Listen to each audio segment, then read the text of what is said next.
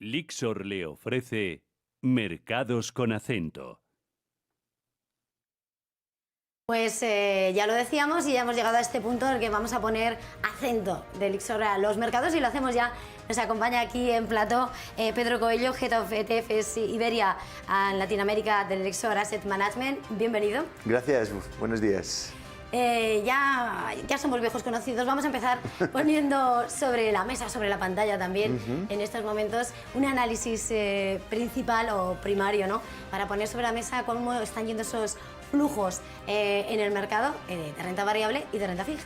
Claro, y en ETFs, que es lo que normalmente hablamos todas las semanas que estamos aquí, los flujos siguen positivos. Es verdad que últimas 2 semanas hubo como son flujos no en las proporciones que antes víamos, sobre todo en los últimos 3 meses, pero los flujos siguen positivos y en las clases de activos normales, que todos los días hablamos de renta fija, renta variable, pero dentro de renta variable, por ejemplo, seguimos con sobre todo flujos a mercados desarrollados, Estados Unidos, Europa, Japón y estrategias globales y a temas como estrategias sostenibles, que es donde la gran parte de los flujos a fondos están yendo este año.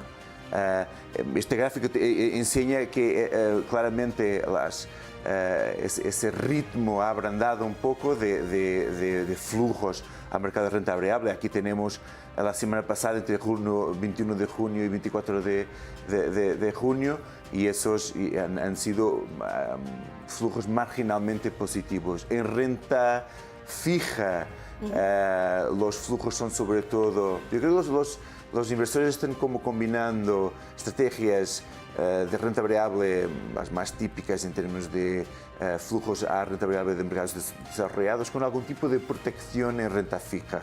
En renta fija vemos flujos a gobiernos, flujos a inflación, menos flujos a corporates, menos flujos a corporates con grado de inversión o incluso a high yield. Todavía estamos en la renta variable. Sí, no sé si podrían cambiar nuestros compañeros el gráfico para ver el de renta fija. Renta fija, pero en renta fija es una foto más o menos parecida. También hubo esa reducción del ritmo de flujos a renta fija, aunque seguimos, yo creo, bastante positivos. Renta fija siempre hace un poco de contrapeso cuando hay como un abrandamiento del ritmo de renta variable, pero en renta fija aquí estamos también fuertes, sobre todo en esos puntos: gobiernos, inflación, menos a investment grade corporates o high yield, que es donde habíamos un poco agotado los flujos los últimos meses y seguimos, los inversores siguen sin dar mucha atención a esa clase de activos. Hablamos, obviamente, la foto ahora ha sido una clase de activos con muchos flujos durante 2020, por ejemplo. Estamos viendo los flujos de cómo se han comportado y ahora vamos a poner la mirada más hacia adelante, más hacia a lo que va a pasar, ¿no? Y dividiéndolo en distintos bloques. No sé si ponemos de primera, si te parece, vamos a mirar a la renta variable europea, entre otros asuntos, y bueno, cómo va a ser marcado también, ¿no?, por parte de inflación y bueno, cómo nos situamos. Hay distintos puntos que nos gustaría destacar esta semana. Yo creo que hace tiempo que no hablábamos un poco de visión de mercado. Sí. De nuestro lado, renta variable europea, dentro de estos bloques que hemos hablado, es aquella que tiene rentabilidades superiores este año con respecto a renta variable americana o renta variable japonesa. Y eso tiene mucho que ver con esta recuperación de los ingresos, las ganancias de las empresas europeas, y con esta correlación muy fuerte en Europa entre lo que es los resultados de las empresas y el propio comportamiento del mercado. He traído una gráfica que enseña esa correlación ya desde 2015, es una correlación positiva muy marcada, y desde el mínimo de 2020 hay como esa correlación es positiva y van en paralelo esas dos líneas de recuperación del mercado de renta variable europea, que aquí usando el Stocks Europe 600, un poco pues, en paralelo a esta recuperación o de la...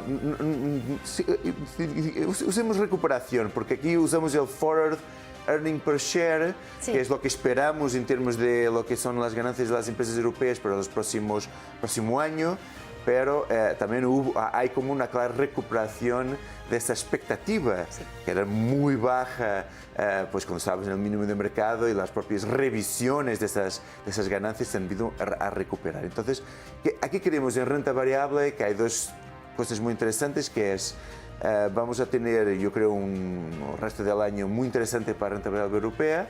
Vamos a tenerlo también para, pensamos nosotros, renta variable japonesa, por una serie de factores que tienen que ver también. Hablas también de la confianza del índice Tankan. La confianza de los consumidores es fundamental, el propio desarrollo de los programas de vacunación, que son muy importantes en Europa, que estamos un poco más retrasados que Estados Unidos, por ejemplo, y muy importantes en Japón, que están también a un ritmo inferior a Estados Unidos, y esos efectos son muy importantes a la hora de entender el mercado, porque hay también una correlación muy alta entre esos programas y las recuperaciones de los mercados de renta variable en estos dos bloques. Miramos dos bloques, vamos a completarlo, no hay dos sin tres. Si miramos a Estados Unidos, todavía queda, ¿no? Bueno, estamos esperando datos macro importantes, además esperamos también ese cambio, ¿no? O evolución de las TIR y de los bonos según avance la recuperación, pero todavía hay mucho que decir.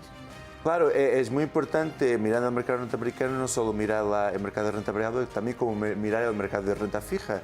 Hemos tenido ya desde el inicio del año una subida muy fuerte de los tipos, el bono a 10 años, ha empezado el año a 1%, ha llegado a 1,6%, que ha sido una subida muy fuerte, con rentabilidades muy negativas para ese tipo de bonos por el efecto duración.